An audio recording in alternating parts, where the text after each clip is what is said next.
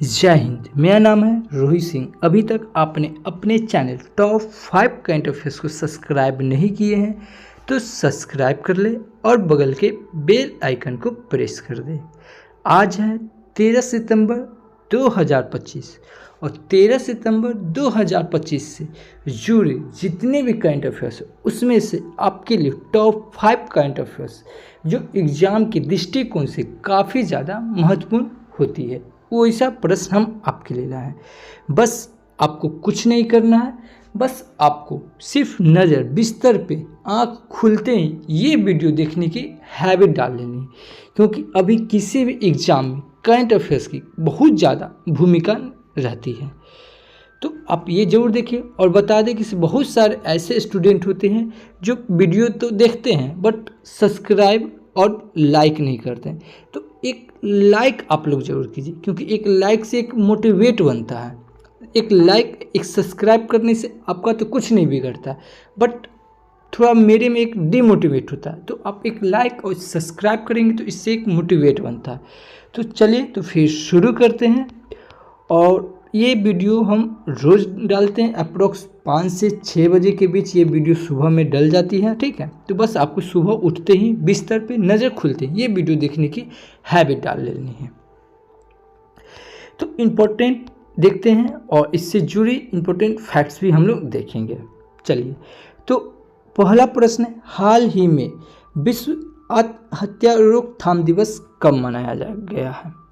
तो ये मनाया गया है 10 सितंबर को। तो इस क्वेश्चन का ऑप्शन नंबर बी सही हो जाएगा। हर वर्ष वैश्विक स्तर पर 7,20,000 से अधिक लोग आत्महत्या के कारण अपनी जान गंवा देते हैं, जिससे भारी मानसिक, सामाजिक और आर्थिक प्रभाव उत्पन्न होता है। इस लगातार बढ़ती संकट स्थिति के जवाब में विश्व आत्महत्या रोकथाम दिवस हर साल 10 सितंबर को मनाया जाता है। इसका उद्देश्य आत्महत्या को रोकी जा सकती है। आपके लिए इम्पोर्टेंट ये है, विश्व आत्महत्या रोकथाम दिवस कब मनाया जाता है? 10 सितंबर। और 2024 से 2026 तक इसकी थीम क्या है? तो थीम आपको याद रखना है, आत्महत्या पर दृष्टिकोण को बदलना, changing the narrative on suicide. ये आपके लिए इम्पोर्टेंट है। चलिए, अब दिवस आया है तो 1 सितंबर से अब तक जितने भी दिवस मनाए गए हैं सबको हम लोग देखेंगे। 2 सितंबर को विश्व नारियल दिवस मनाते हैं। देखिए, बहुत सारे ऐसे जो क्वेश्चन पूछते हैं तो बट कमेंट नहीं कर पाते, तो हम आपको बता दें कि जैसे ही नारियल आए तो यहाँ से आपके दिमाग में 2 प्रश्न उठना चाहिए। पहला, नारियल की भूमि किसे कहा जाता है? तो नारियल की भूमि केरल को कहा जाता है। और पूरे भारत में नारियल की सबसे ज़्यादा उत्पादन कौन सा राज्य करता है? तो वो कर्नाटक करता है। इतना आपको दिमाग में आना चाहिए नारियल सुनते ही। 3 सितंबर को गगनचुंबी इमारत दिवस मनाते हैं। 7 सितंबर को अंतर्राष्ट्रीय पुलिस सहयोग दिवस मनाते हैं।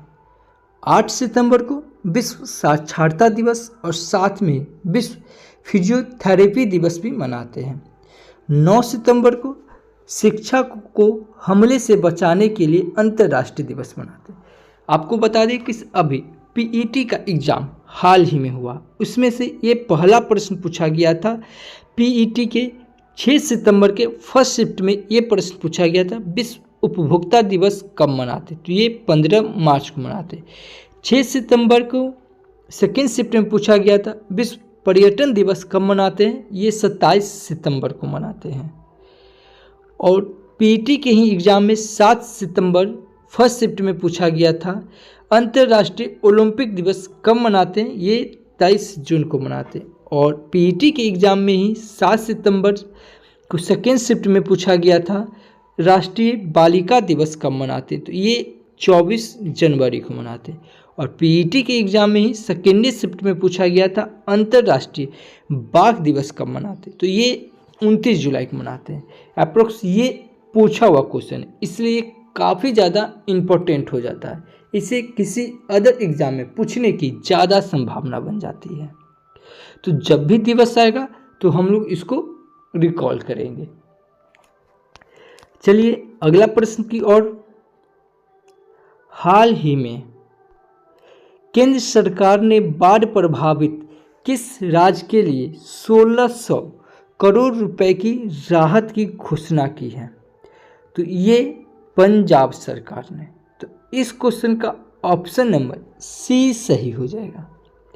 पंजाब में आई विनाशकारी बाढ़ और बादल फटने की घटनाओं के मद्देनजर प्रधानमंत्री मोदी ने प्रभावित क्षेत्रों का हवाई सर्वेक्षण किया और गुरदासपुर में उच्च स्तरीय बैठक की अध्यक्षता की। मूल्यांकन के बाद उन्होंने 1600 करोड़ की केंद्रीय सहायता पैकेज की घोषणा की, जिससे राज्य के राहत और पुनर्वास प्रयासों को और भी मजबूती मिलेगी। अब पंजाब, तो ये है मैप में पंजाब। पंजाब से सबसे पहले इंपॉर्टेंट क्वेश्चन ये याद रखेंगे कि भारत का गेहूं का कटोरा किस राज्य को कहा जाता है? तो ये पंजाब को कहा जाता है। पंजाब की कैपिटल हो जाएगी चंडीगढ़ और पंजाब के सीएम हो जाएंगे भागवत मान और पंजाब के गवर्नर है गुलाब चंद कटारिया। पंजाब में लोकसभा की सीट 13 और राज्यसभा की सीट 7 और विधानसभा की सीट 117। अब पंजाब के बारे में कुछ इंपॉर्टेंट फैक्ट्स देख लेते हैं। पंजाब सरकार ने अपनी लैंड पूलिंग नीति वापस ली। पंजाब सरकार ने बाज अख नामक एक नई ड्रोन रोधी प्रणाली शुरू की। पंजाब सरकार ने हेरिटेज खेलों पर से प्रतिबंध हटाया। भारतीय सेना ने पंजाब के सवन सिंह की समस्त शैक्षिक आवश्यकताओं को प्रायोजित करने का निर्णय लिया। पंजाब सरकार ने ऑपरेशन जीवन ज्योति शुरू किया। पंजाब मंत्रिमंडल ने बेअदबी विरोधियों विधेयक 2025 पेश की। तो इस क्वेश्चन से हमें इतनी जानकारी मिलती है। आइए अगले प्रश्न की ओर अग्रसर होते हैं। हाल ही में खेल नवाचार को बढ़ावा देने के लिए SAI और किस IIT ने समझौता किया? आप हमें कमेंट में बताएंगे SAI का फुल फॉर्म क्या होता है। ठीक है, देखिए एक्चुअली जो चीज़ हमें नहीं आती उसे तुरंत ही गूगल कीजिए। 1 से 2 मिनट के अंदर ही लगेगा। गूगल कीजिए, गूगल करने के बाद वीडियो को आप पॉज कीजिए, पट से नीचे कमेंट में लिख दीजिए, क्योंकि जो चीज़ आप लिख देते वो हमेशा के लिए याद हो जाता है। तो ये हो जाएगा IIT दिल्ली के साथ। तो इस क्वेश्चन का ऑप्शन नंबर बी सही हो जाएगा। भारत में खेल विज्ञान और नवाचार के क्षेत्र में एक रणनीतिक कदम के रूप में भारतीय खेल प्राधिकरण SAI का राष्ट्रीय खेल विज्ञान अनुसंधान केंद्र NCSSR ने भारतीय प्रौद्योगिकी संस्था IIT दिल्ली के साथ समझौता किया। अब IIT की बात आई है तो आइए IIT के बारे में कुछ इंपॉर्टेंट फैक्ट्स हम लोग देख लेते हैं। IIT जोधपुर ने भारतीय भाषाओं और विरासत के लिए AI उपकरण विकसित किए हैं। NIRF रैंकिंग में 2025 में IIT मद्रास शीर्ष पर रहे हैं। IIT पलक्कड़ ने भारत का पहला AI संचालित लर्निंग ऐप ट्यूटोज लॉन्च किया। IIT मद्रास के परिसर में भारतीय सेना अनुसंधान प्रकोष्ठ IARC अग्निशोध की स्थापना की। IIT मद्रास ने कृषि अपशिष्ट आधारित पैकिंग सामग्री विकसित की। IIT गुवाहाटी की टीम ने बांस को ऑटोमोबाइल के लिए तैयार किया। आईआईटी ने भारत की सबसे हल्की व्हील चेयर YD-1 लॉन्च की। आईआईटी दिल्ली ने एससी और एसटी उम्मीदवारों के लिए पहला विशेष PhD प्रवेश अभियान शुरू किया। तो इस क्वेश्चन से हमें इतनी जानकारी मिलती है। आइए अगले प्रश्न की ओर अग्रसर होते हैं। हाल ही में टाइम ने किसे किड ऑफ द ईयर 2025 बनाया? तो ये बनाया तेजस्वी मनोज को। इस क्वेश्चन का ऑप्शन नंबर सी सही हो जाएगा। ये हैं तेजस्वी मनोज बनी। ये हालांकि महज 17 साल की इंडियन अमेरिकन तेजस्वी मनोज को टाइम ने किड ऑफ ईयर 2025 बनाया। वे न केवल टेक्नोलॉजी की दुनिया में बल्कि अपने सोशल इफेक्ट के कारण चर्चा में रहा। उनका बनाया AI पावर्ड ऐप बुजुर्गों को ऑनलाइन फ्रॉड से बचाने पर ये फोकस था। ठीक है, चलिए अगले प्रश्न की ओर।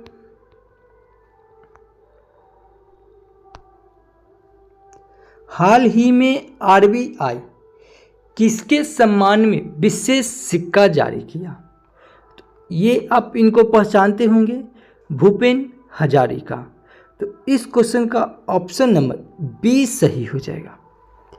भारतीय रिजर्व बैंक ने 13 सितंबर 2025 को 100 का स्मारक सिक्का जारी करेगा, जो असम के महान गायक, कवि और सांस्कृतिक का प्रतीक डॉक्टर भूपेन हजारिका को जन्म शताब्दी को समर्पित होगा। प्रधानमंत्री मोदी ने गुवाहाटी में आयोजित एक सार्वजनिक समारोह में इस सिक्के का अनावरण करेंगे, जिसके साथ ही हजारिका के भारतीय संस्कृति और संगीत में अद्वितीय योगदान का सम्मान करने वाले वर्ष भर चलने वाले समारोह की शुरुआत होगी। आइए अगले प्रश्न की ओर देखते हैं। अगला प्रश्न है, हाल ही में सेबास्टियन लेकोर्नू को किस देश का प्रधानमंत्री नियुक्त किया? तो ये फ्रांस के ये हैं सेबास्टियन लेकोर्नू को। इन्हें अभी फ्रांस का प्रधानमंत्री नियुक्त किया गया है। तो फ्रांस, आइए मैप में फ्रांस को देखते हैं। ये है फ्रांस। फ्रांस की कैपिटल हो जाएगी पेरिस। फ्रांस की करेंसी हो जाएगी यूरो और फ्रांस के अभी प्रेसिडेंट है एम्मानुएल मैक्रोन। ध्यान में रखेंगे कि इसे फ्रेंच भाषा दिवस कब मनाते हैं, ये 20 मार्च को। और भारत और फ्रांस के बीच कौन सा सैन्य अभ्यास होता है?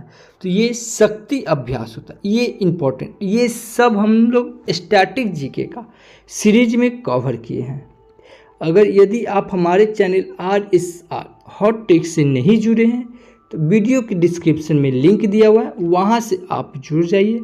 जीके जीएस पूरा आपको टू द पॉइंट पढ़ाया गया है, और वो भी पढ़ाया गया है ट्रिक्स और निमोनिक्स के साथ। 1 से 2 बार आप वीडियो देखेंगे, पूरा का पूरा आपके दिमाग में छप जाएगा। अभी आप याद रखेंगे, फ्रांस के प्रधानमंत्री ने भारत के प्रधानमंत्री नरेंद्र मोदी को Grand Cross of the Legion of Honour पुरस्कार से सम्मानित किया। अब फ्रांस, तो आइए फ्रांस के बारे में कुछ इंपॉर्टेंट फैक्ट्स देखते हैं। फ्रांस ने फिलिस्तीन को राज्य के रूप में मान्यता दी। भारत ने अगली पीढ़ी के लड़ाकू विमानों के लिए जेट इंजन बनाने के लिए फ्रांस की कंपनी स्फान के साथ साझेदारी की। फ्रांस ने फिलिस्तीन को स्वतंत्र देश के रूप में मान्यता देने की घोषणा की। न्यू कैलेडोनिया फ्रांसीसी गणराज्य के अंतर्गत एक नया राज्य बनेगा। पेरिस में आयोजित विश्व धरोहर समिति के 47वें सत्र में मराठा सैन्य परिदृश्य को यूनेस्को की विश्व धरोहर सूची में शामिल किया गया। फ्रांस की महिला में नए रक्त समूह की खोज की गई। आइए अगला प्रश्न देखते हैं।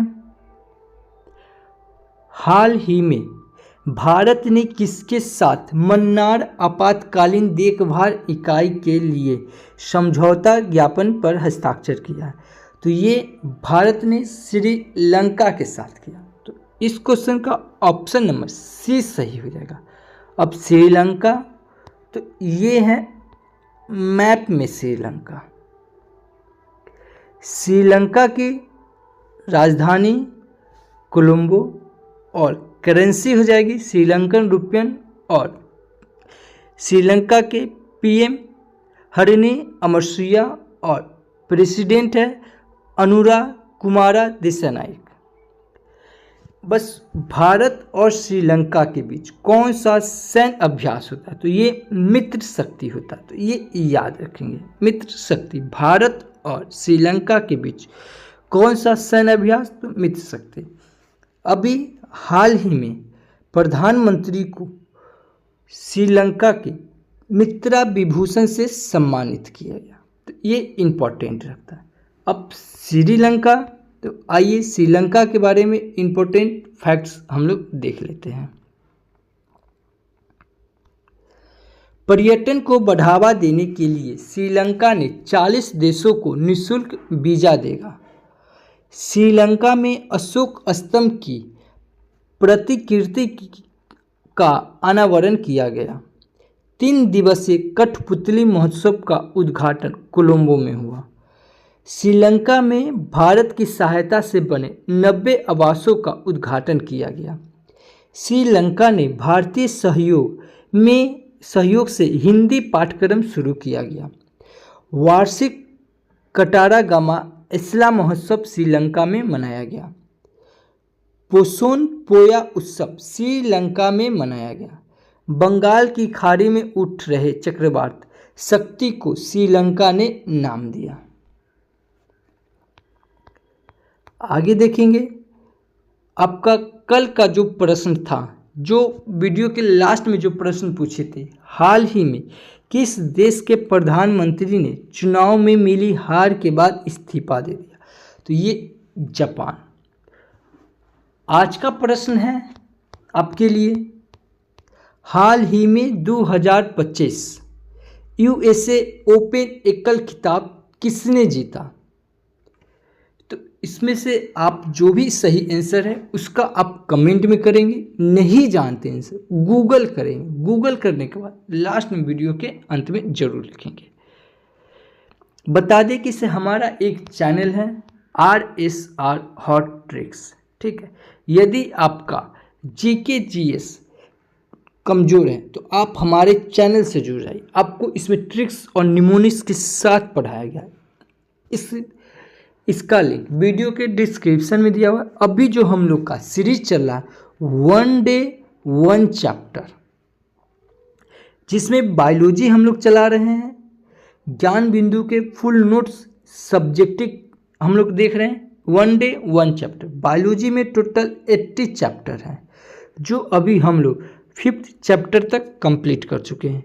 तो आप अभी तक नहीं जुड़े हैं तो हमारे चैनल से जुड़ जाए। तो thank you for watching this video. जय हिंद।